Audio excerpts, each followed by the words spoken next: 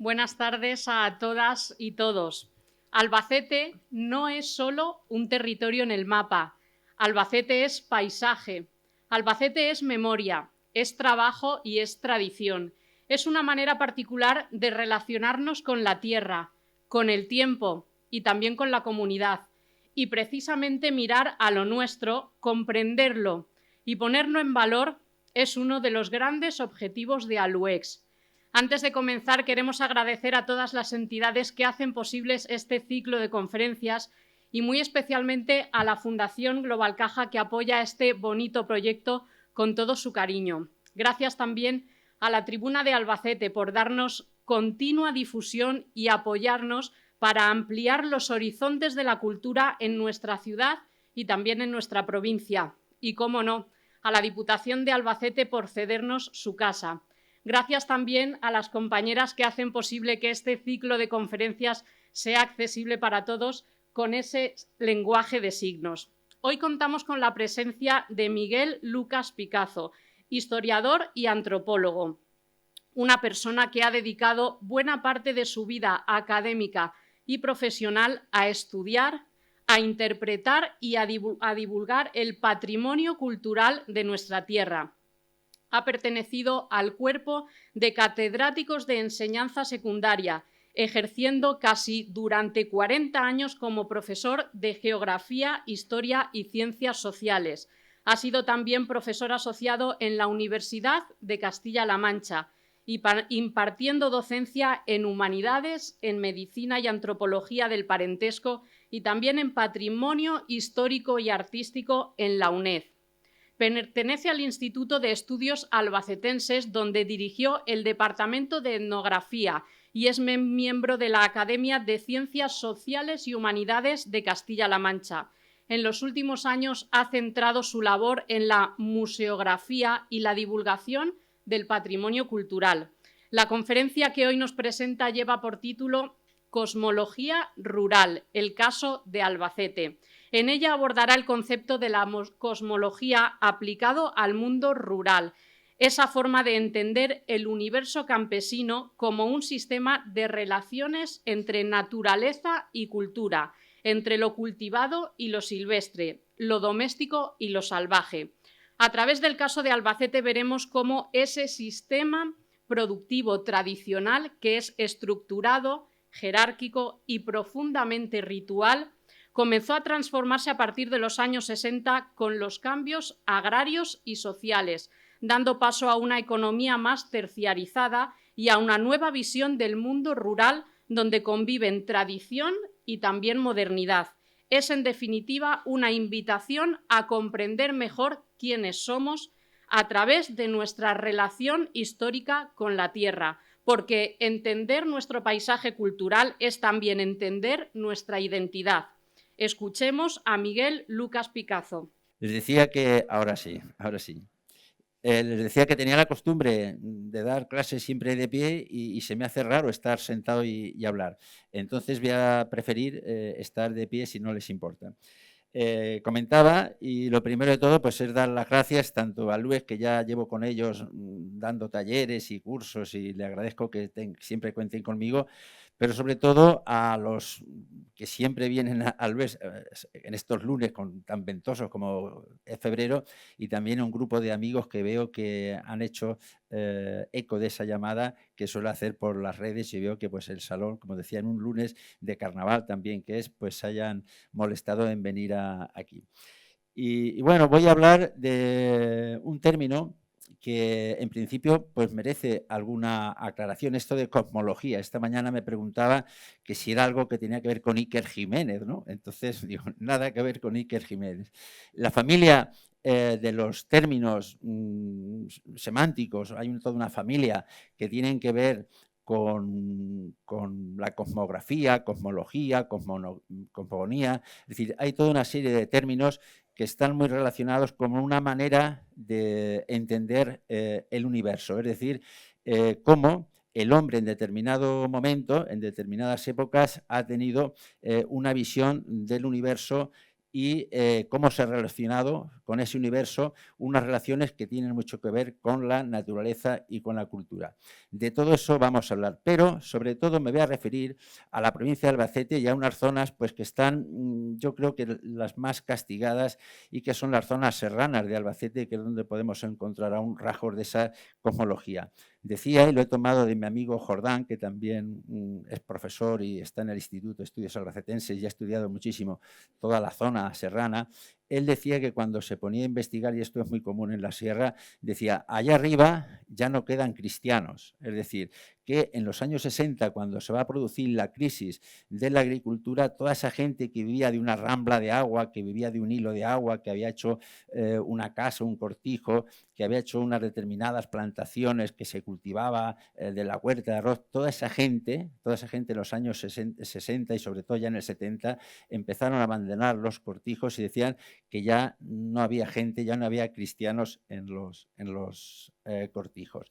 Y les decía que hay una familia semántica, como son cosmología, cosmovisión, que en historia y en antropología la hemos utilizado bastante, o sea, no es extraña, no es de Iker Jiménez, es un término que viene pues, de la historia. La cosmografía de Ptolomeo pues, es algo que en geografía siempre se ha estudiado. La historia de las mentalidades, la cosmovisión, se decía, es decir, hay una serie de términos que tanto en historia como en geografía se han venido utilizando, pero no ha sido hasta que más recientemente a la antropología y sobre todo con el desarrollo y con la crisis de la ecología, con la globalización, cuando los antropólogos en algunos lugares de África y en algunos lugares de Sudamérica se han puesto a estudiar esas relaciones entre la naturaleza y la cultura y han puesto en valor todas esas cosmogonías, cosmografías, cosmovisión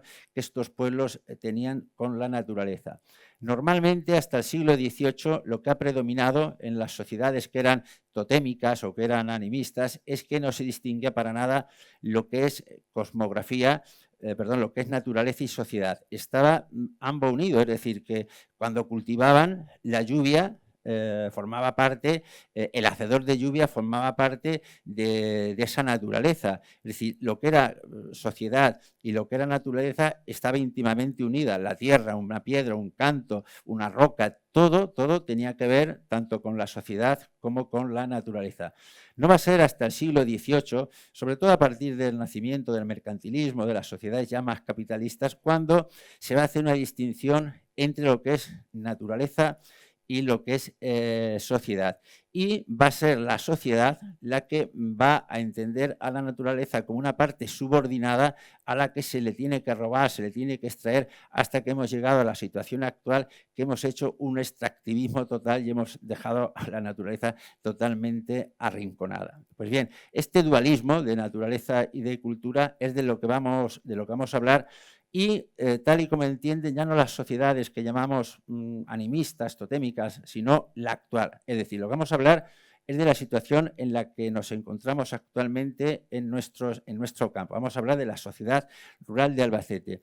Y los diversos teóricos, estudiosos, esto lo han trabajado mucho los franceses, de Escola, también los sudamericanos, Escobar, lo han estudiado varios, y yo lo he resumido en una cosmología que llamamos el naturalismo. En el naturalismo conviven ahora mismo, en estos momentos, estos tres campos que tenemos aquí: una cosmología campesina, que es la que podemos encontrar en algunos sitios aún de las zonas rurales de la provincia; una cosmología urbana, que es la visión que tienen los de la ciudad cuando van al campo; y una visión un poco más relacionada con la globalización, que es lo que se llama pues, una cosmología global de la biodiversidad. Es decir, hay distintos términos para hablar de esto. Voy a hacer esta pequeña introducción un poco teórica y cansina quizás, pero es que para entender bien de lo que luego vamos a hablar, pues voy a hacer estas precisiones terminológicas que creo que son importantes. En cada cosmología, es decir, en cada conocimiento que se tiene por parte de una cultura de la naturaleza, van a intervenir, y esto es fundamental, una distinta concepción tanto del tiempo como del espacio. Esto va a ser distinto en cada una de ellas.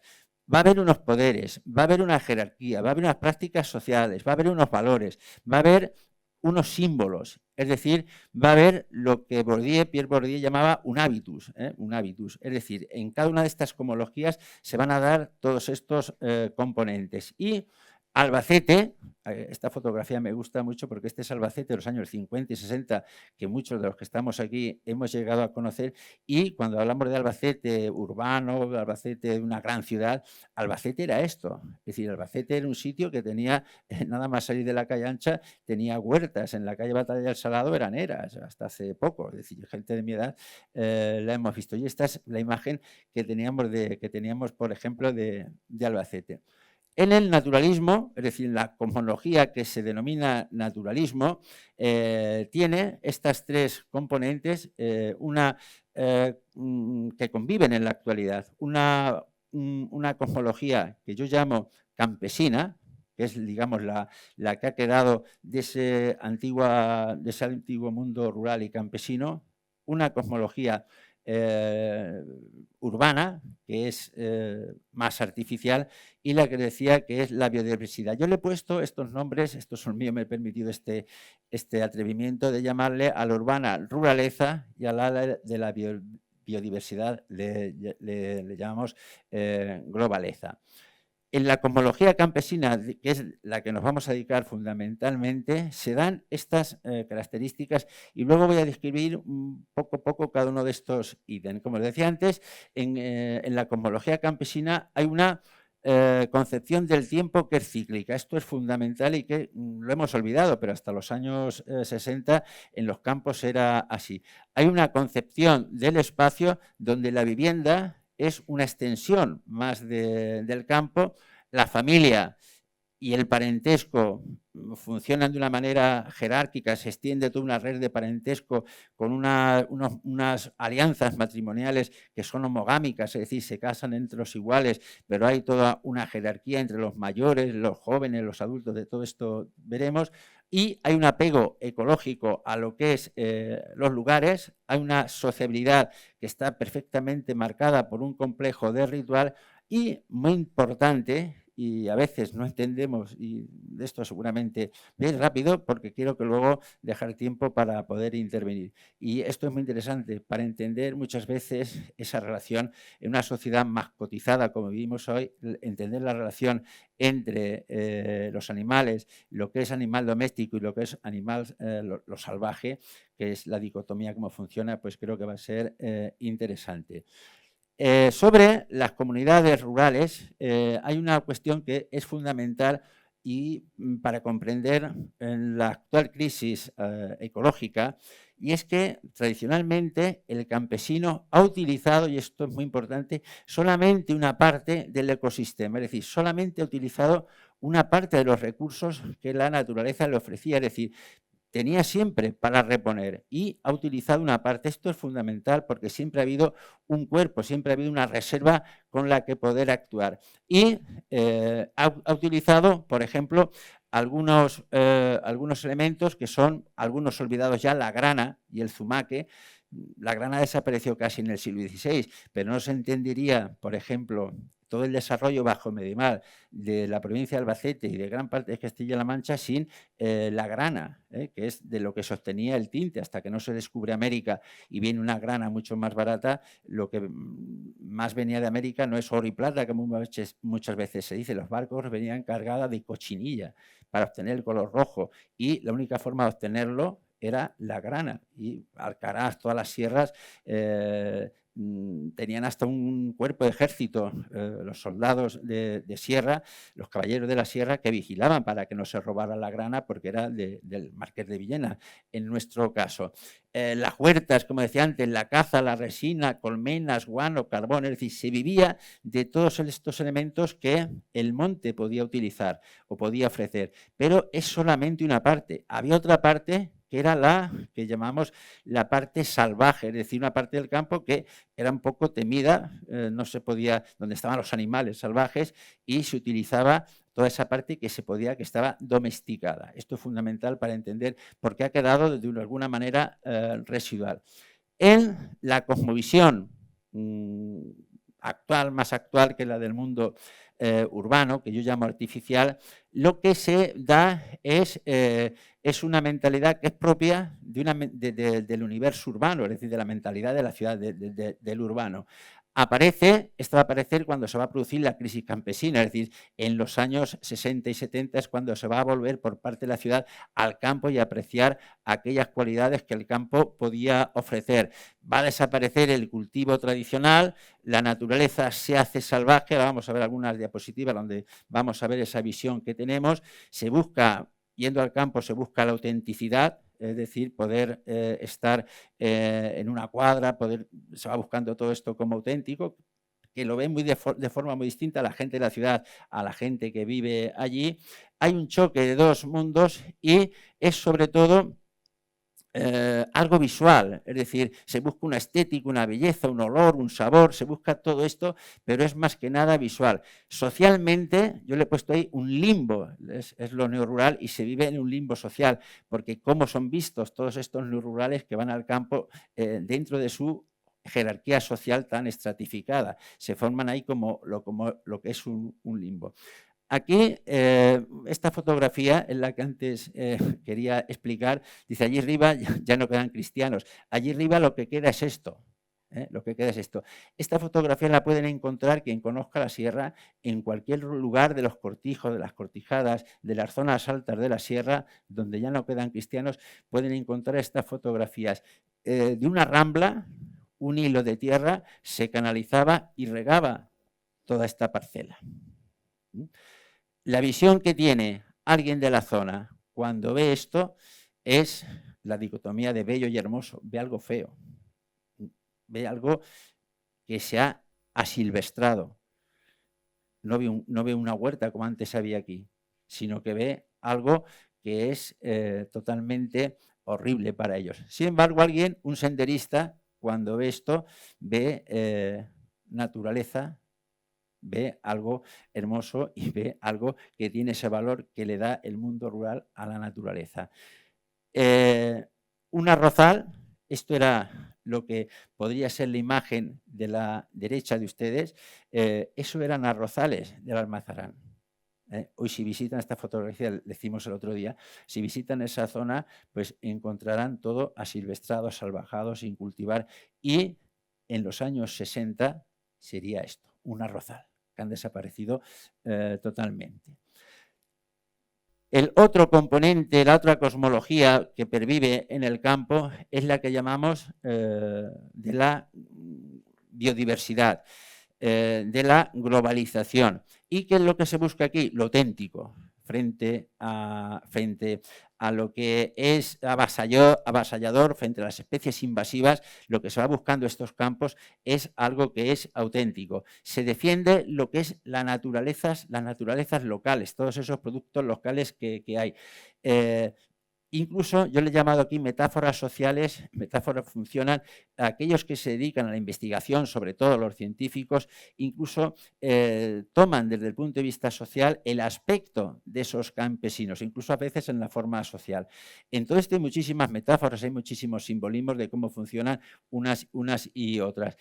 Un ejemplo, la nueva cocina. Muchos de los grandes cocineros se van a ese sitio local a buscar el tomate tal, el tomate cual. El otro día cuando estuvimos en Almazarán nos hablaban del tomate del Almazarán, que ha desaparecido totalmente. Pues buscar el tomate del Almazarán es lo que se persigue para esa nueva cocina. Y el ejemplo más paradigmático de todos pues van a ser los parques naturales, todos los parques que son zonas protegidas en donde los autóctonos muchas veces no entienden toda esa protección porque ellos han vivido de eso de otra manera.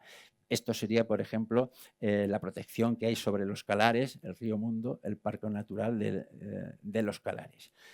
¿Qué componentes en esta trilogía de cosmologías del mundo rural actual ¿qué componentes encontramos en la actualidad? Pues encontramos los campesinos residuales, pero que sí que quedan, con su mentalidad, su forma de ser, su forma de pensar, que es necesario, y por eso un poco el llamamiento que hacemos, que es necesario rescatar su conocimiento, porque lo tenemos totalmente ignorado.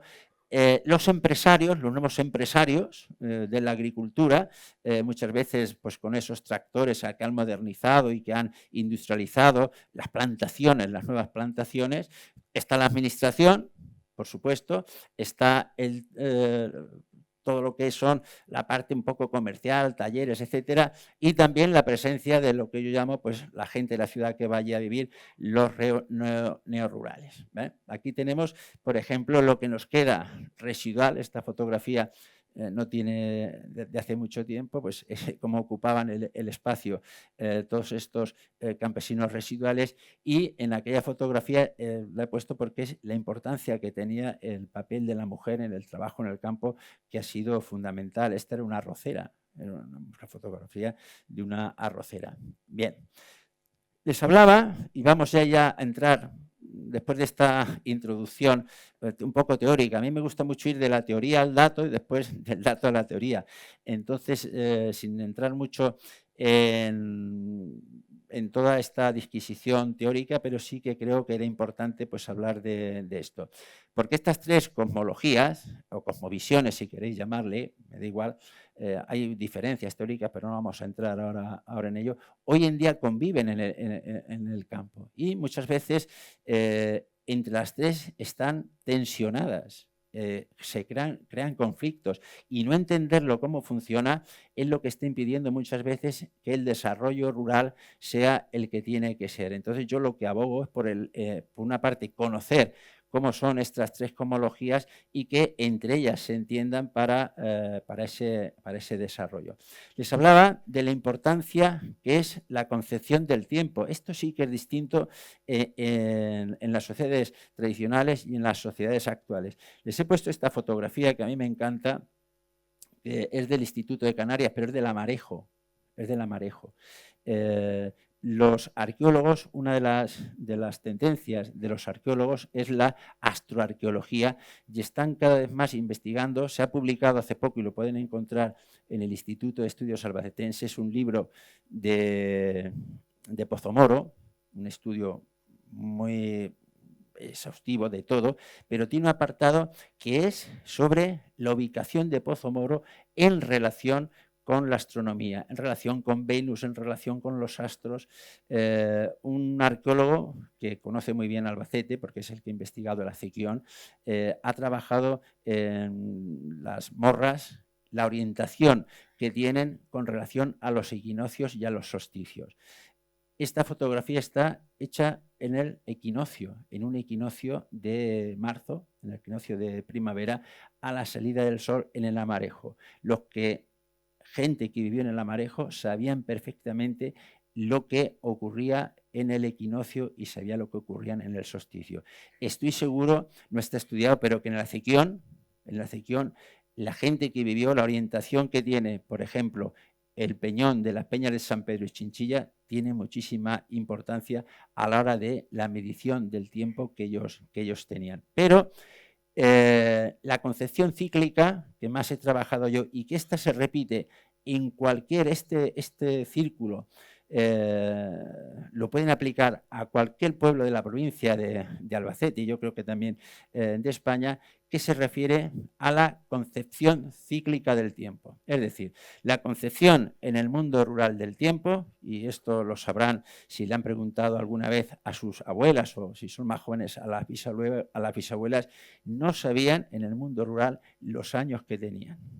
Si era niño, si era joven, si era adulto, si era mayor y viejo, pero aún se hacía. No se sabía la edad que tenía, muchas veces ni estaban inscritos en los libros de bautismo. ¿Por qué? Porque la concepción del tiempo no funciona por años, sino que funciona por ciclos. El ciclo en el mundo rural es de 40 días, una lunación y media. Hoy precisamente estamos en una fecha importantísima. Mañana es la última luna nueva del martes de carnaval del invierno. A los 40 días ya empieza la cuaresma y viene el equinoccio. Una forma de vivir el tiempo totalmente en relación con la luna. Y esto en el mundo rural está perfectamente ordenado, clasificado. Cada 40 días hay siempre un periodo festivo y sobre todo en este que tienen aquí, en lo que es todas las fiestas del invierno.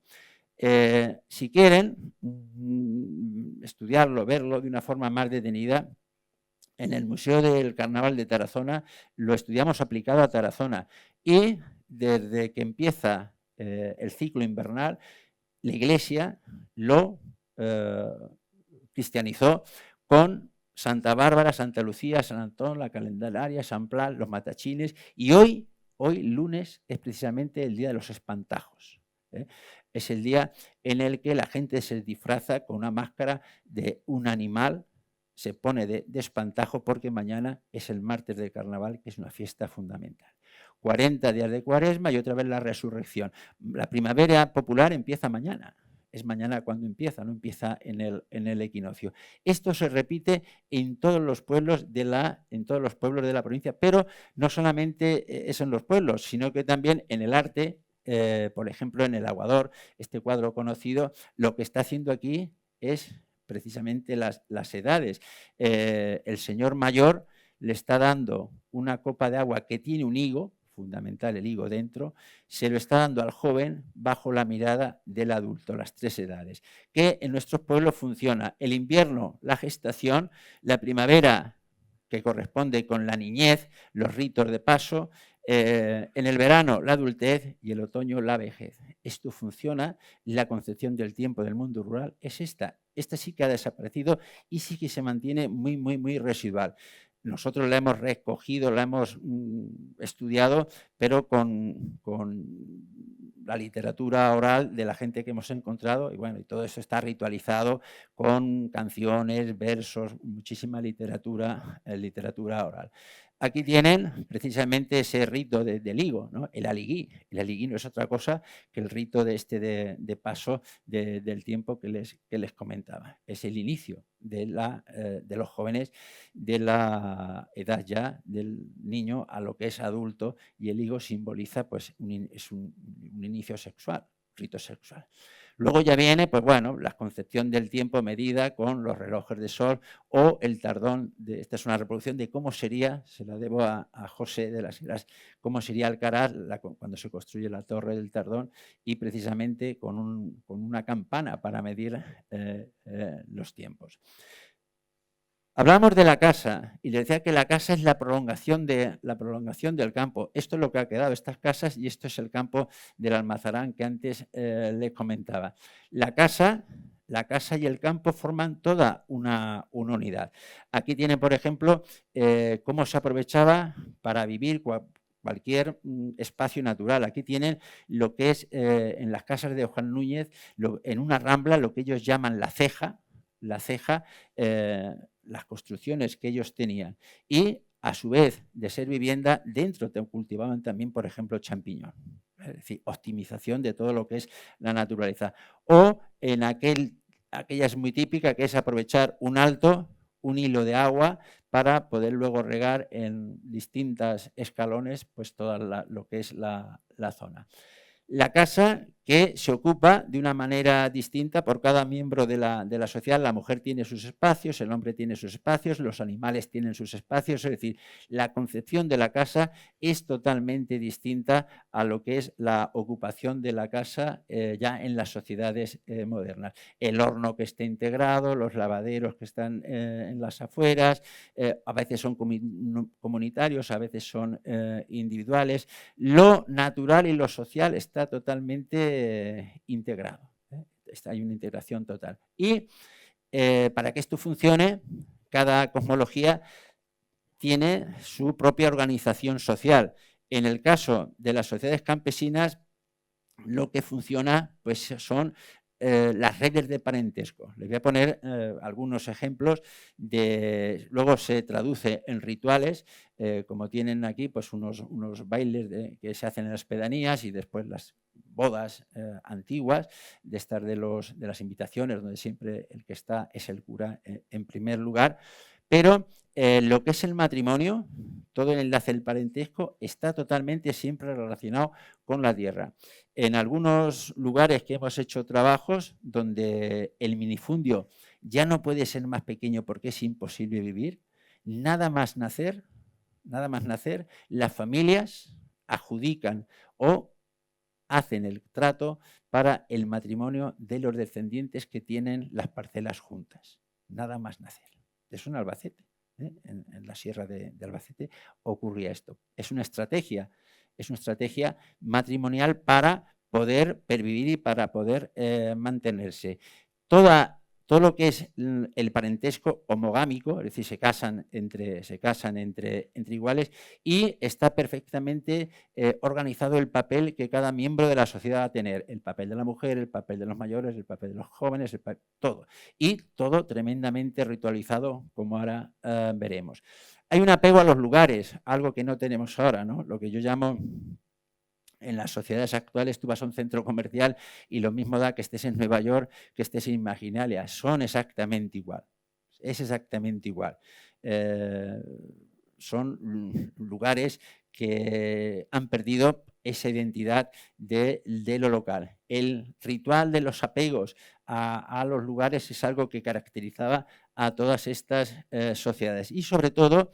Y esto es quizás lo más interesante y lo que más nos ha podido quedar. Vivimos en una sociedad que si hay algo que ha perdido es los ritos, desritualizada totalmente. Estas sociedades están perfectamente ritualizadas. Ritos que son de comunidad, ritos que son de identidad local, ritos que son de paso. Cada vez que uno pasa de una edad a otra, se ritualiza con una serie de acciones, acciones de jóvenes. Los quintos viene a ser un rito de paso, la misma comunión.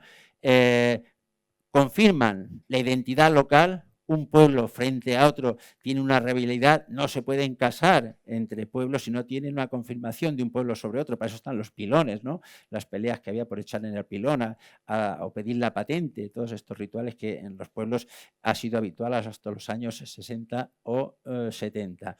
La enfermedad, atender a enfermedad, el uso de las plantas, el uso de las medicinas populares, toda también tremendamente ritualizado. El mal de ojo. El mal de ojo, cuando alguien se saltaba un ritual de la comunidad, yo esto lo he discutido mucho, cuando decían hablar del mal de ojo y es como si estuvieras loco, fueras un terraplanista. No, el mal de ojo es porque te has saltado una norma fundamental de la sociedad y puede ser que hasta te vuelvas invisible y mueras por vudú, la muerte por vudú que se llama.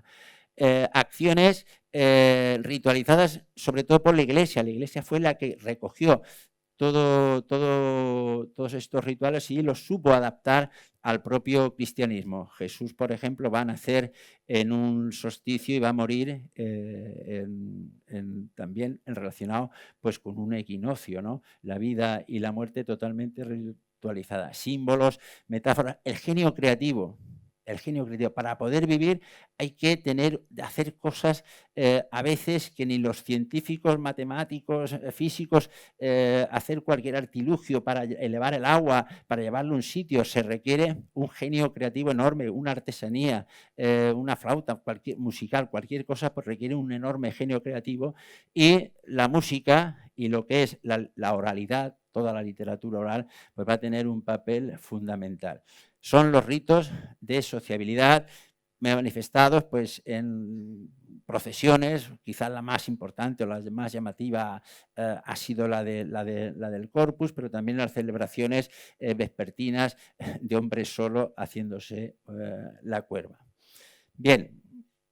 Les decía, y esto sí que es a veces muy polémico de entender, y yo muchas veces que soy muy aficionado a escribir en Facebook y me meto en camisas de 11 varas, he tenido muchísimas polémicas con esto cuando hablo sobre todo de la tauromaquia, pero las relaciones en el mundo tradicional con los animales son muy especiales.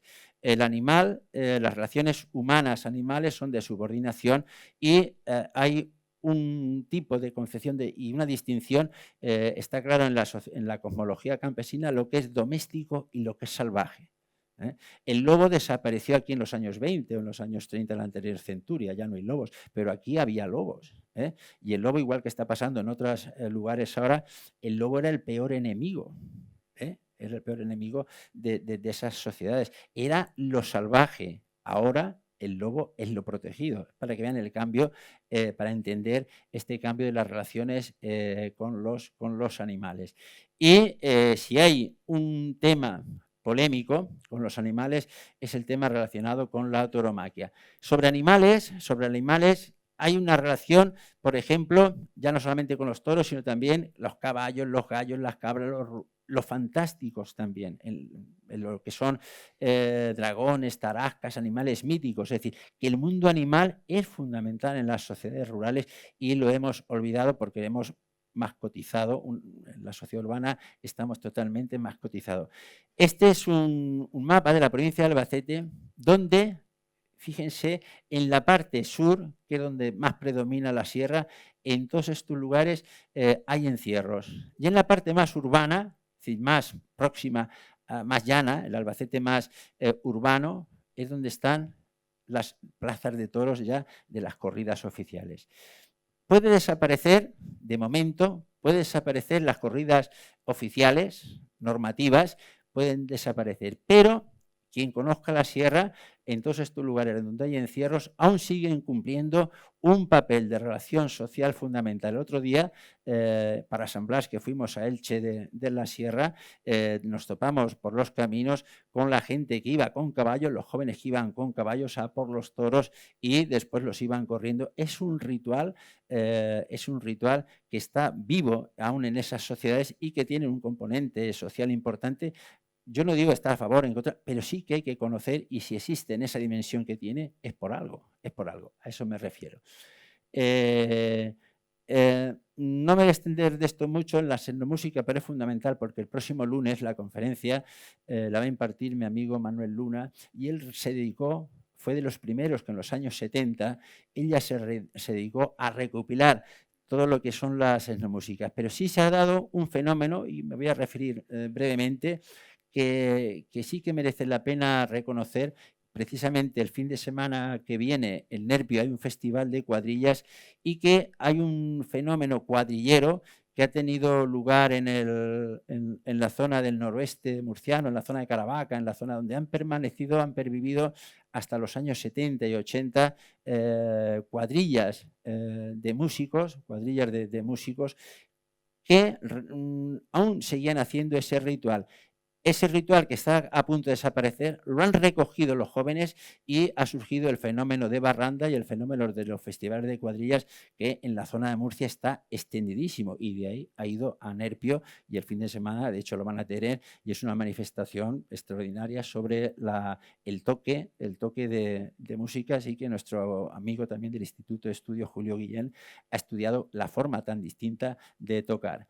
Bien, de tal manera que todo esto que tenemos, todas estas cosmologías campesinas, lo que constituyen en la actualidad es un enorme patrimonio que desde el punto de vista de la antropología y de la etnografía, pues estamos bastante molestos porque no se considera. La ley de protección de patrimonio histórico-cultural contempla todos los patrimonios, el arquitectónico, el musical, el arqueológico sobre todo, pero a la hora de hablar de esto que yo he comentado, de la literatura oral campesina, de la arquitectura vernácula, de los rituales, todo eso es que no lo tenemos ni inventariado ni recogido. Unos cuantos locos que nos hemos dedicado desde hace tiempo a recopilar por nuestra cuenta, pero no hay nada organizado, estructurado, ordenado, no hay nada. Estamos recogiendo lo último y es fundamental. Quedan que sepan aún de esto, quedan muy poca gente, muy pocos. Y recogerlo es fundamental. Luego constituye un patrimonio que a su vez es un patrimonio que puede ser fundamental para todas las cuestiones de lo que es el desarrollo. Este patrimonio se encuentra en esta situación. Alguno que es arcaico, como este que decía de la grana, pues eso ya va a ser muy difícil de recuperar a no ser para alguna artesanía especial o del zumaque o cualquier cuestión de este tipo. Pero otro aún es residual, pero está vivo, se puede recuperar. Y hay algún patrimonio que es emergente, como es este de las músicas populares, que este sí que está subiendo para arriba y que puede ser importante, pero sin recogerlo, sin estudiarlo, sin tenerlo, si no se hubiera hecho una labor de recopilación, por ejemplo, de las músicas, de esos sones, como se tocaban, pues sería ahora mismo imposible de poder hacer esta música que, por ejemplo, en Asturias y en algunos, Rodrigo Cuevas, todos estos músicos que han utilizado estos sones en Asturias, en Galicia, en el País Vasco, en Cataluña también, y aquí pues fenómenos también que aún yo creo que están aún por salir. Y todo esto de alguna manera tiene que ver con un patrimonio simbólico, tiene que ver con un patrimonio simbólico que de alguna manera lo tenemos que mantener también, y por eso yo en los últimos años me he dedicado a hacer museos, a todo esto, musealizar, donde he vendido la idea de hacer un museo, porque es la única manera de mantenerlo. Todo esto que yo he explicado en un pueblo como Tarazona lo pueden entender perfectamente visitando el Museo del Patrimonio Local y del Carnaval, y se pueden hacer cosas bonitas como creo que hizo Serzo. Yo le conté todo esto, esta conferencia a Serzo, le pegué la paliza, le hablé de todo el ciclo invernal y él fue capaz de organizar un tótem de 9 metros donde está todo el ciclo invernal de una forma artística. Pero el gran reto de los museos es cómo captar, conceptualizar, clasificar todas estas prácticas, que muchas aún están vivas, otras están muertas, otras moribundas, cómo recogerlas y cómo incluirlas en los museos para que puedan tener una potencialidad de cara al futuro. Ese es un reto que es importante y ese es el papel que tienen que jugar algunos centros de interpretación de museos, pero creo que ahí tenemos aún bastante que hacer. Para terminar, porque les decía antes que no me gustaría ser muy paliza y que prefiero que se participe mejor y aclarar algunos conceptos. Lo que hemos visto, que hay una crisis desde el siglo XVIII, pero que ahora ya es exponencial, entre lo que es el modelo naturaleza y cultura que empezó en el siglo XVIII a bifurcarse. Esta crisis es ya de una magnitud tan enorme que nos estamos cargando el planeta, el cambio climático. Esto es así, esto no digo yo nada nuevo, esto es así. Hay una emergencia y ese modelo está en crisis. Por lo tanto, se necesita una nueva visión del desarrollo. No se puede hacer un desarrollo rural con un componente que sea desarrollista y que sea mercantilista y que esté acoplado pues, a las agriculturas especulativas, a las agriculturas empresariales, sino que hay que buscar otra manera de armonizar el desarrollo rural. Tiene que tener autonomía política, es decir, esto no puede depender de los vaivenes políticos de turno, sino que tiene que tener una autonomía política y, en definitiva, lo que se trata es que estas relaciones de naturaleza y cultura se tienen que redefinir, se tienen que volver a estudiar. Y, como les decía al principio, no se pueden entender estas relaciones si no comprendemos que existe una tensión, que existe una conflictividad y que esa conflictividad viene porque la cosmología de cada uno de los componentes, es decir, la manera que uno tiene de entender con la naturaleza es distinta y eso se tiene que conocer. Yo cuando discuta con alguien de los encierros de Elche de la Sierra, por poner un ejemplo, el otro tiene que saber el papel que cumplen esos encierros. Luego ya veremos si van a desaparecer o no van a desaparecer. Y lo mismo que hago con esto, pues haría con todo. Cuando hablamos de una semilla, cuando hablamos de las especies invasoras, cuando hablamos de todo esto, se tiene que llegar a un diálogo, se tiene que llegar a un acuerdo, y para llegar a esos acuerdos la gente que trabaja en desarrollo rural tiene que estar formada en estas cosmologías, en cómo funciona y cómo han funcionado, y sobre todo en la cosmología campesina, ¿eh? Saber cómo funcionan. Tú no puedes ir de la ciudad a hacer allí un desarrollo cuando no sabes cómo la gente te va lo que tú quieres. Cuando tú vas como técnico de un parque natural y vas a decir que hay que preservar esto y te van a prohibir entrar con la cabra o hacer la dula o cualquier cosa de estas, pues va a haber un choque, va a haber un frentismo. Entonces todo esto hay que solucionarlo. Y de alguna manera lo que se trata es de darle una vuelta al patrimonio y que hay que repensarlo, hay que conocerlo, hay que protegerlo, hay que divulgarlo, hay que hacer todo esto. Y bueno, pues frente a la dureza de todo esto que les he contado, pues bueno, pues ahí tenemos la cultura. Así que muchas gracias y bueno, pues espero las preguntas. Gracias, Miguel.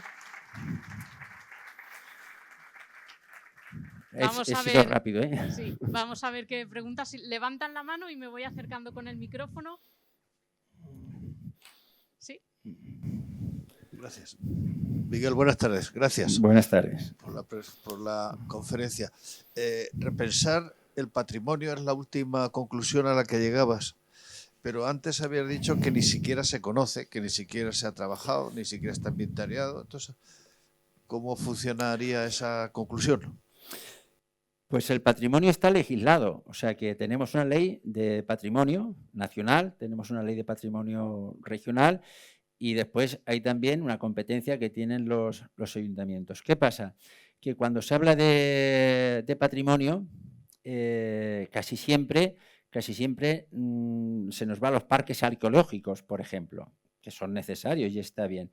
Pero la lucha que yo he sostenido es que hay otro tipo de patrimonio que es el etnográfico, que es el patrimonio de lo popular, que es el patrimonio de la gente ágrafa, que es el patrimonio de la oralidad, que es el patrimonio de lo vernáculo, que es el patrimonio de las raíces, que es el patrimonio de lo auténtico rural, y todo esto no está inventariado. O sea, pero es que ni siquiera se ha preocupado ninguna autoridad, o sea, a lo largo de la ley es del 85, 1985. Entonces, desde entonces hasta nuestros días, nadie se ha hecho un catálogo de todo esto. Sí que, bueno, pues desde el Instituto de Estudios Albacetenses hemos publicado. Hay gente que se ha dedicado a estudiar, mi amigo Jordán, que antes citaba, pues lleva trabajando en esto mucho tiempo, Manuel Luna también, es decir, que un equipo, pero sin estar coordinados y sin tener una forma de trabajo, porque todo esto necesitaría pues estar inventariado, en fin, necesita lo que es un proceso de investigación, de catalogación que no se ha hecho. Se ha hecho, por ejemplo, para los monumentos artísticos. Por eso muchas veces cuando se habla de Albacete, de los monumentos y tal, bueno, pues están algunos protegidos. No se puede tirar un monumento porque tiene una protección, pero ¿y un horno moruno? Un horno moruno, quien quiera va y lo tira.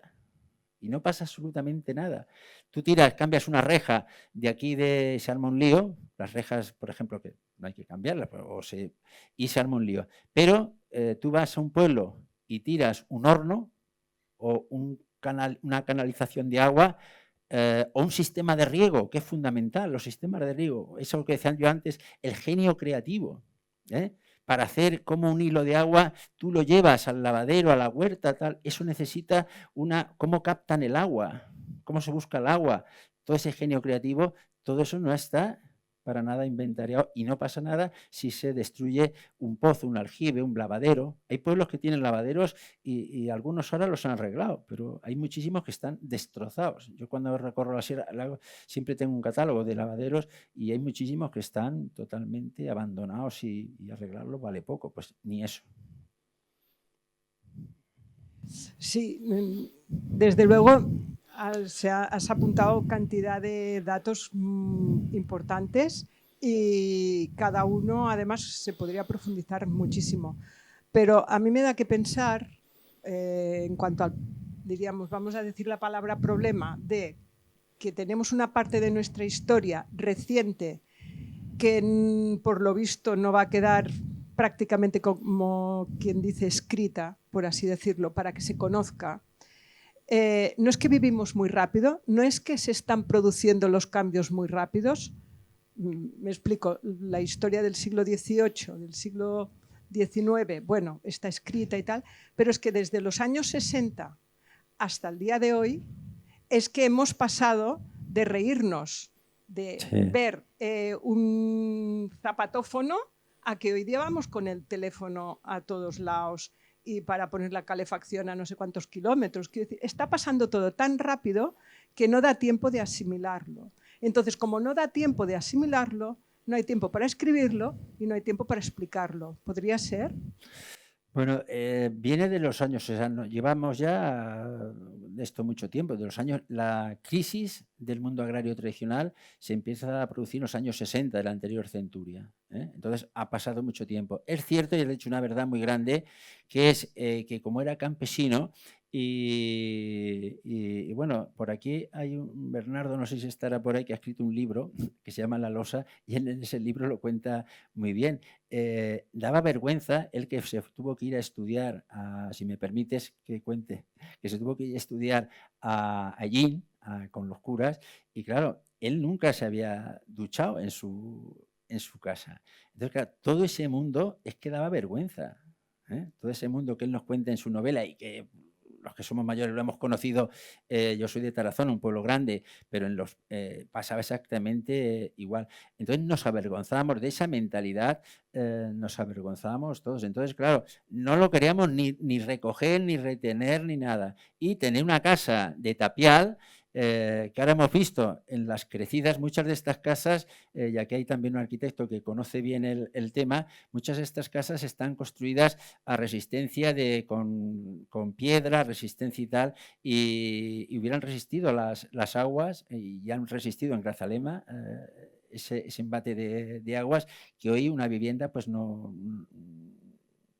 lo aguantaría, pero nos avergonzábamos de esas casas. ¿Por qué? Porque no tenían pues ningún tipo de... Y además, como antes decíamos, es que estaba todo integrado. En la casa es que vivían los animales, en la casa estaba el oficio, en la casa se ocupaba, es decir, estaba todo integrado, y toda esa integración, pues claro, nos avergonzaba. Entonces nos hemos dado cuenta tarde, aunque algunos ya llevamos luchando tiempo con esto, que era importante, pero ya estamos en las últimas.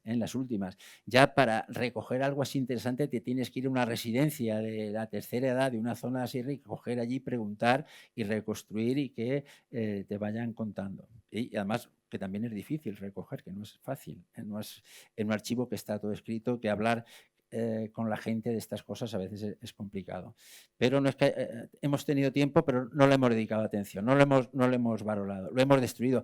Pasó en Albacete con la arquitectura tradicional, no ha quedado ni un patio de vecinos. Decía que toda esta mentalidad que he hablado campesina en Albacete estaba, como hemos visto en la huerta, pero no haber quedado un patio de vecinos, ni siquiera, aunque sea, no queda una aldea. Yo digo, ¿cómo una edificación tan importante, tan simbólica de La Mancha como es una aldea, no hay un museo de una aldea, un sitio donde se pueda ver una aldea, pero no remozada, donde los nuevos propietarios han hecho una casa estupenda y tal, sino cómo funcionaba una aldea y qué es una aldea, que es importantísimo. Para la explotación latifundista de La Mancha es fundamental la existencia de esa construcción de la aldea. Y me fastidia mucho porque cuando hablamos de la masía catalana, los catalanes la tienen a la masía pues como el románico rural que ellos tienen. Y aquí una aldea, pues vamos por los campos y la vamos destruidas. ¿Más preguntas?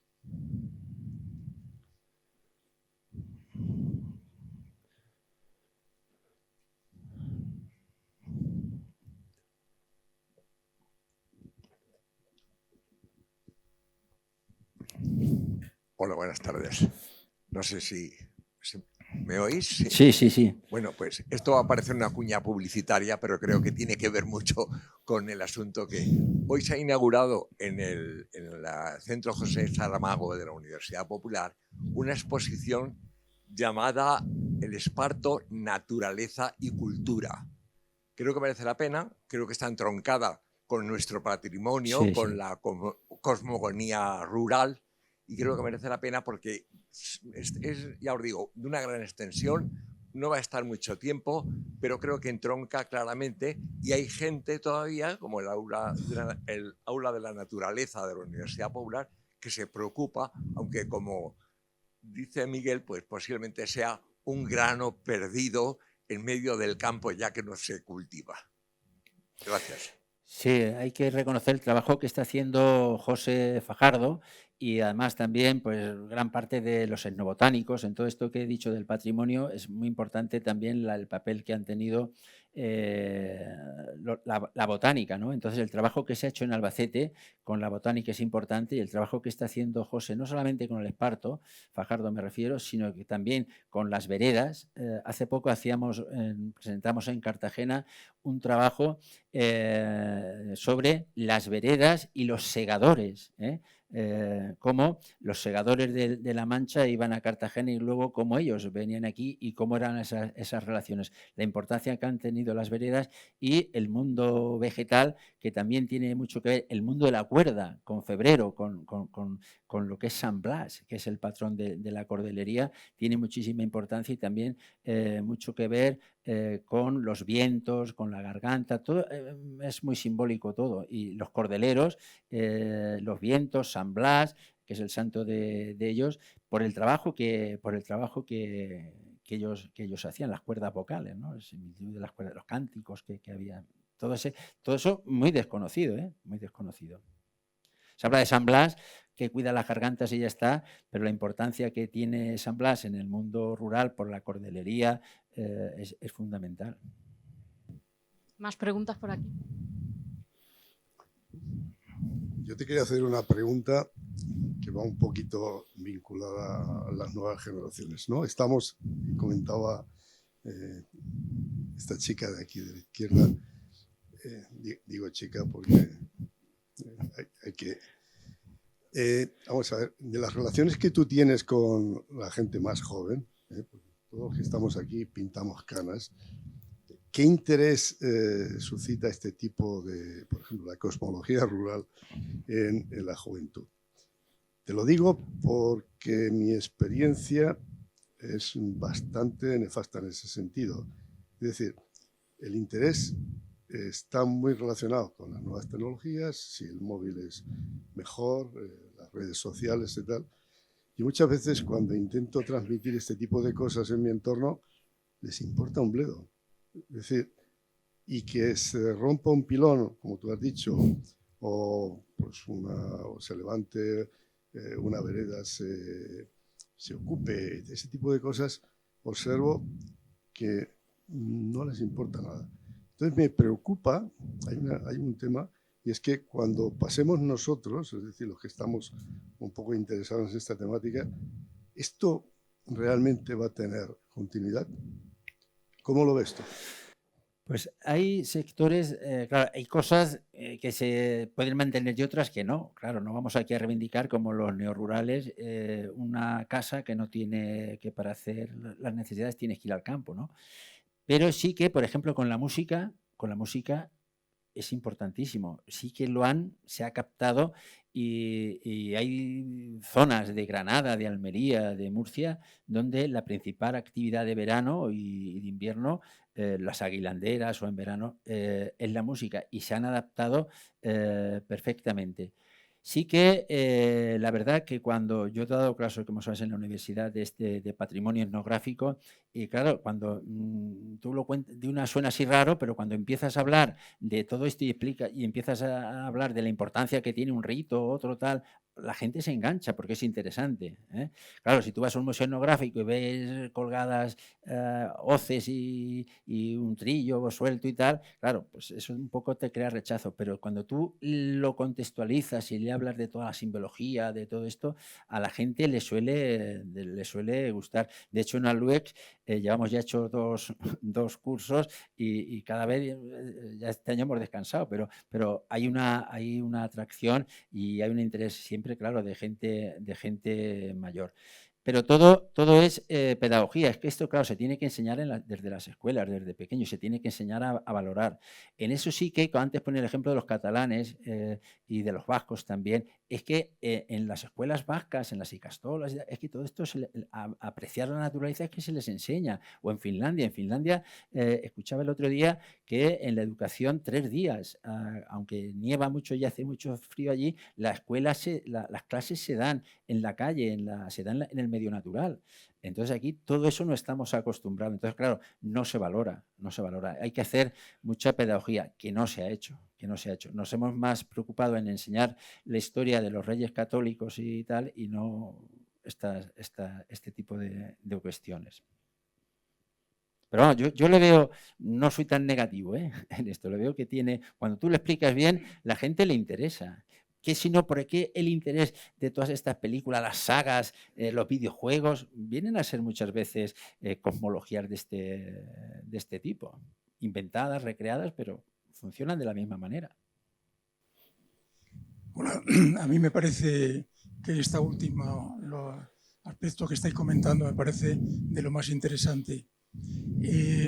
Pero además había pedido la palabra porque me he fijado sobre todo al principio en el concepto del apego que tú destacabas. Sí. A mí me parece que el apego hasta esta ruptura de los avanzados los años 50 o lo que sí, iba mucho más allá del valor de la tierra y del valor de las cosas, no digamos ya mucho más allá del precio, sino el valor de las cosas incluso aunque no fueran nuestras.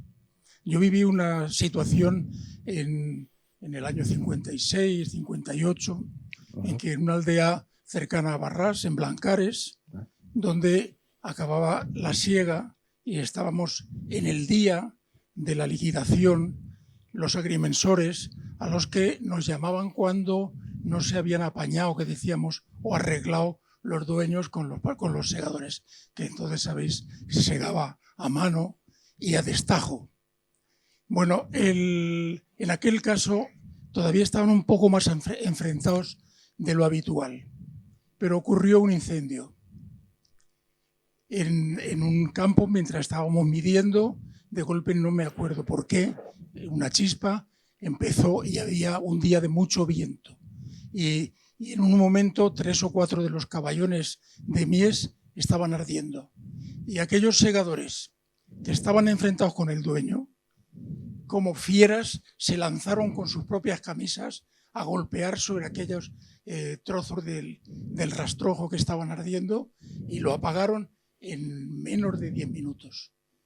Y a mí me parece que eso es algo que habría que destacar, que la gente tenía el concepto del valor de las cosas independientemente de que fueran propias. No sé si me explica. El apego, me gusta mucho esa palabra. Y bueno, ha nombrado agrimensor. Hay cada cosa es que puede ser una conferencia. Los agrimensores en los pueblos, una manera distinta de medir en cada lugar que no tiene nada que ver con el sistema métrico decimal y que es un aspecto interesantísimo. Pero es así. Mira, voy a contar una etnografía que hice de un pueblo que no voy a decir. Ese pueblo que hicimos la etnografía, una pequeña investigación, casi todo el pueblo era de 2 señores, 2 latifundistas, y el resto estaba repartido entre los pequeños. Y entonces le pregunté yo a uno de los propietarios, digo, joder, ¿por qué no le compres a fulanico de tal, a fulanico de tal la tierra? Dice, ve y pregúntale lo que vale su olivar, que a lo mejor tenía 20 olivas. Y ya, y fui y le pregunté, bueno, ¿no lo vendes esto? Dice, por nada del mundo, esto tal. O sea, era un apego, es un apego. Cuando se hicieron las concentraciones agrarias, que yo fui concejal y me tocó una, lo difícil que fue, sabiendo lo positivo que era, lo difícil que fue en muchos propietarios que cedieran por el apego.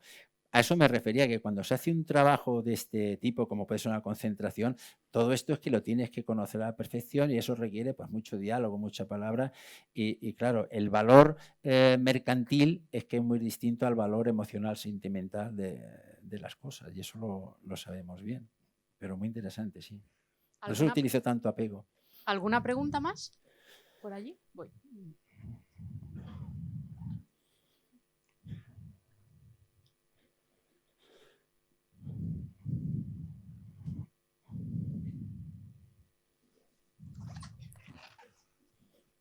Bueno, Miguel, muchísimas gracias porque es un placer siempre escucharle.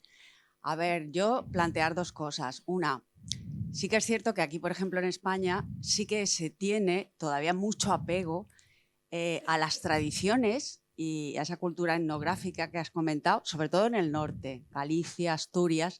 Y de hecho, hay ahora mismo un músico que está emergiendo muchísimo a través de reconstruir instrumentos musicales que han desaparecido, cupeiro. Entonces, se le llenan los conciertos y es como la esperanza de decir, no solamente existe el reggaetón, sino que ahora mismo están emergiendo otras músicas que están atrayendo mucho a la gente joven. Y eso es como, no sé, esa esperanza de que a veces no todo está perdido. Y luego también hacerle esa comparativa que efectivamente, vamos a ver, yo lo que creo es que también en los planes de estudio y en los académicos está desapareciendo, se está machacando un poco las humanidades. Entonces, ¿qué ocurre? Ahora todo lo que le interesa son las ingenierías. Entonces, claro, todo este patrimonio sobre todo es de las humanidades. Si se está enterrando académicamente, pues es muy difícil que la gente joven tienda a conservarlo. Porque es que ahora el joven le hablas de humanidades y te está, o sea, ya te mira como diciendo ¿de qué arcaicismo me estás hablando? Entonces yo creo que es difícil ahora introducirlo también en la época actual que estamos y hay que peleárselo mucho efectivamente y tener muy claras las cosas para realmente pensar, es que es algo valioso y por tanto entre todos, de una forma u otra, tendríamos un poco que pelearlo para que no desapareciera. Gracias. Sí, totalmente de acuerdo. De hecho, fíjate, la importancia que nosotros, lo de las etnomúsicas, es reciente y viene de Murcia hacia aquí. Pero cuando viene la transición, que hay pues toda una efervescencia de todos estos grupos musicales de tipo folclórico, en Albacete y en Castilla-La Mancha no surge ninguno. Tú vas a Aragón y te encuentras pues desde la muchísimos grupos, ¿no? Galicia ya, Villadoiro, en fin, en País Vasco, en Cataluña, todos. Y hasta en Castilla y León. En Andalucía con el flamenco. Aquí no, fíjate, aquí no. ¿Por qué? Porque todo lo que es ese apego a lo tradicional, a tal, es que lo hemos denostado. Incluso cuando ha salido alguien así que ha querido hacer eso, pues se le ha tenido como, bueno, pues esto de nada, una paliza, no nos gusta. Y efectivamente ahora mismo moviliza muchísimo todos esos grupos que comentas y hay como una revitalización. Lo de Rodrigo Cuevas es un ejemplo. Bueno, y aquí tenemos también nuestra Carmento que hace sus cosas. Bueno. ¿Más preguntas?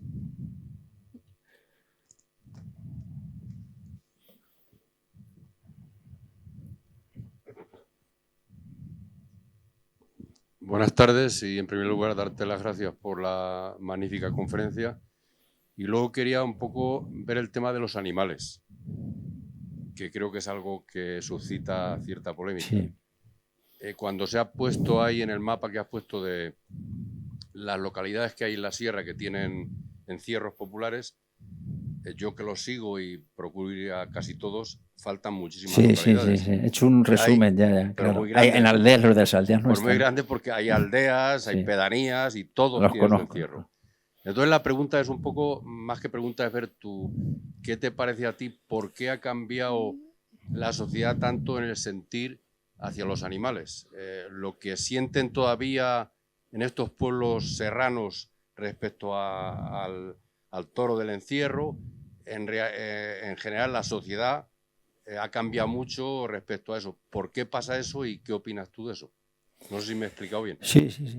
Yo, en mi opinión, bueno, quien me sigue en las redes le da mucho. Mira, tiene mucho que ver pues con la educación y también se cambia. Los que nos hemos criado, por ejemplo, yo he nacido, como tú sabes, en Tarazona y desde pequeños es que íbamos a los toros y era una cosa, cortar una oreja, pues íbamos los críos allí, es que no nos producía ningún rechazo, al contrario, pues era como una satisfacción. Entonces, claro, era otra visión, por eso hablo de las cosmologías y de las visiones y de las metáforas, es que es totalmente distinto. Entonces, claro, vivimos, esto sí que ha cambiado, las relaciones con los animales, antes he dicho que eran de subordinación, en el mundo rural son relaciones claramente de ordeno y mando y son de subordinación, y se distingue mucho lo doméstico de lo salvaje con esas categorías. Entonces, una de las características de esta globalización es que cada vez se está equiparando más pues, en el mundo animal y el mundo humano. El hombre a veces se está bajando y el animal humanizando, ¿no? Y los tenemos. Yo soy amante de los perros. Me vea por ahí por Albacete, pues siempre con un perro. Y bueno, pues tiene que ver con esa educación que tenemos. Pero lo que te comentaba es que en estos muchísimos pueblos, porque como has dicho, pero están todas las pedanías que hacen, es que siguen cumpliendo un papel fundamental de relación social, de ritos de paso, guste o no guste, y cumplen ese tal. El otro día cuando fuimos a Alche de la Sierra había unos chicos jóvenes montados a caballos, más chulos que un 8, y los valientes corriendo delante de los toros, claro, es que estaban haciendo una exposición de masculinidad. Era así, hay que decirlo así, las cosas hay que hablarlas y entenderlas. Y claro, pues era un rito de paso y de valor, y eso es que funciona aún en los pueblos, eso sigue funcionando. Si no funcionara, en la ciudad ya no funciona, en la ciudad no funciona. Entonces, claro, por esa dicotomía y por ese desequilibrio. Y no va a desaparecer cualquiera que sea de pueblo. Imagínate un alcalde que suprimiera. Te voy a poner un ejemplo. Yo que fui concejal y además del PC en la época, hubo un concejal de mi grupo que se proclamó que decía que no había que hacer corridas de toros en las fiestas de Tarazona. Automáticamente en las siguientes elecciones no ganó, que se presentó el alcalde, no ganó, o sea, y que fue así, y estaba en la modernidad entonces, o sea, que eso es así, y cualquiera que está en la gestión de la administración pues lo tiene que conocer. A eso me refería yo, que hay que mantener, hay que hablar, hay que dialogar, hay que entenderlo. Entonces la gente es que ve las cosas de manera distinta, la fe todas de manera distinta. ¿Más preguntas?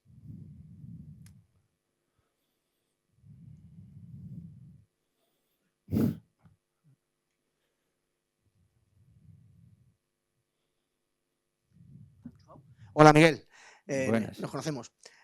Como ha comentado el amigo de ahí adelante, de decir que los jóvenes, qué futuro nos espera. A lo mejor el problema no es que los jóvenes a un acto como este no va a venir, a charlas, mítines. Sin embargo, ellos se comunican de otra manera o siguen redes sociales. No sé si conoceréis a Eduardo Monesma, Sí. hace poco le han dado un premio como influencer, será un hombre ya de 70, 80 años, De mi edad. que hace 40 años se dedicó a hacer documentales Sí. etnográficos, desde la matanza hasta el cultivo del esparto, hasta los encurtidos, y su hijo pues ha cogido esos vídeos que hizo hace 40 años y lo está subiendo a redes sociales. Y tienen visualizaciones de 200.000, 300.000, una barbaridad. Y luego los comentarios ves a la gente que comenta esos vídeos y son gente joven, 20, 30, 40 años. A lo mejor el problema no es que los jóvenes no vengan a este acto, sino la forma de transmitirles estas cosas que estás hoy explicando también y tan ilustrativamente.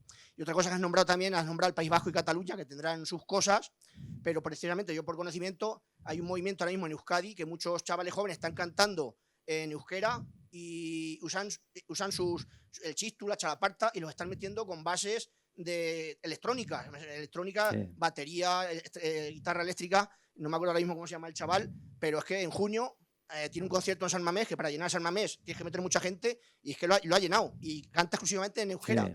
y con bases y con folclore típicamente vasco, del País Vasco. Y está pensando en llenar otra vez porque tiene todo vendido, y no estamos hablando de vender entradas a 3 o 4 o 5 euros, un concierto subvencionado, no, son entradas de 30, 40, 50 euros y tiene lleno San Mamés.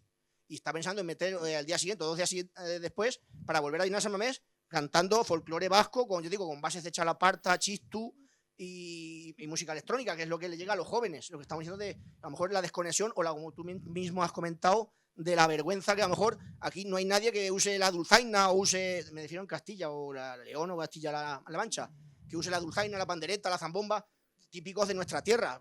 Lo puedes hacer con bases de música moderna y sin embargo no se ve. Como dices tú, de a lo mejor sentir esa vergüenza de lo nuestro. Es que, como muchas veces hemos discutido, no sabemos si somos ni castellanos o manchegos. Pues si vas a Guadalajara y dices que es castellano, te dicen, no, en Guadalajara no somos castellanos. Ya sabes tú el tema que hubo con Castilla la Nueva, Castilla la Vieja, dónde metemos a Guadalajara, dónde metemos a Madrid. Es, no sé, el apego, nombras tú muchas veces, a nuestras raíces. Es quizá no vergüenza, pero nos avergonzamos, como dices tú. Yo en la casa de mi abuela no tenía agua en el baño, cagaba por decirlo finamente, perdón por la... Cagaba en el patio con las gallinas en el corral y luego el abuelo cogía la horca y le daba la vuelta a la paja y echaba paja nueva. Y ahora díselo a mis... Yo tengo hijos, coméntaselo a mis sobrinos, dile, caga ahí en el patio. Y es lo que pasa, es la vergüenza. Yo iba allí a casa de mi abuela y me sentía a gusto. Sin embargo, a la gente joven, dile que haga así. Cuando ya sabes tú que vas al campo, ya te ponen el típico baño. Ya sabes, cuando íbamos a vendimia antiguamente, cagábamos detrás de la cepa, o mirábamos detrás de la cepa. O sea, que es lo que dices de avergonzarnos de nuestra cultura, de nuestras raíces, que son eso, al final.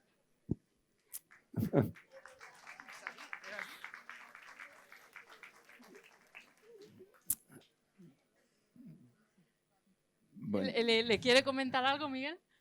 ¿O no? No, como Ya lo ha dicho todo. Lo ha dicho él todo. Ha sido una Escatológica la bonita cosa. manera de acabar. Como he dicho antes, esta tarde. hay cuestiones tradicionales que se tienen que mantener y otras, bueno, porque no todo el mundo tradicional es maravilloso, ¿eh? Había cosas muy... El frío, por ejemplo, el frío y todas esas... era penoso también, ¿eh? El mundo tradicional es penoso. Me voy a subir al escenario con usted, Miguel. Muchísimas gracias por todo lo que nos ha contado esta tarde. Hablaba de poner en valor o de poner en marcha esos museos como el Museo de Tarazona. ¿Echa de menos algún museo en concreto en nuestra provincia o incluso en nuestra región? ¿Alguno que le gustaría poder ver y poder vivir en directo, disfrutarlo? Pues yo haría falta, como antes decía, hace falta un centro de interpretación de la aldea, de lo que son las aldeas, hace falta centros de interpretación, no con muchas pretensiones, a veces se habla de Miller, digo, no, cosas sencillas que se pueden hacer de la cultura del trabajo, en definitiva, de lo que son las culturas del trabajo, por ejemplo, de la mujer, ¿eh? No nos ha dado tiempo a hablar qué papel tenía la mujer en este mundo, en la casa, en el trabajo laboral, en las huertas, todo eso. Entonces, por ejemplo, un museo de la mujer rural sería importante, es decir, habría que hacer mucho. Y hacer cosas sencillas y de esa manera se pueden hacer recorridos con los alumnos para que vieran todo eso, centros de interpretación, pero que tuvieran su sección de estudio, su sección de divulgación, sus nuevas tecnologías también para divulgar, es decir, conocer y valorar lo que es lo estudio. Y seguramente que entonces saldrían pues esos músicos, los Rodrigo Cuevas, y ya podrían salir hasta en el programa de Porón Cano y ser súper famosos como el que nos decía el compañero.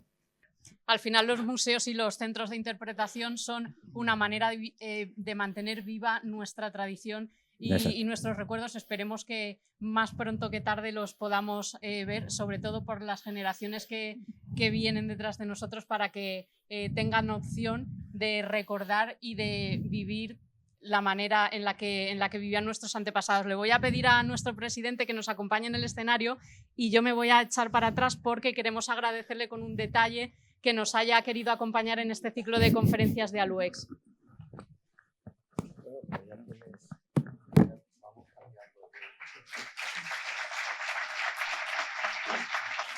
Mientras se hacen las fotos, les recuerdo que regresaremos el lunes que viene con la que será la última conferencia dedicada a la historia, al arte y a las tradiciones, y lo haremos para escuchar a Manuel Luna Samperio, que nos hablará de la conservación digital del patrimonio etnomusical en nuestra provincia. Gracias por su compañía y buenas noches.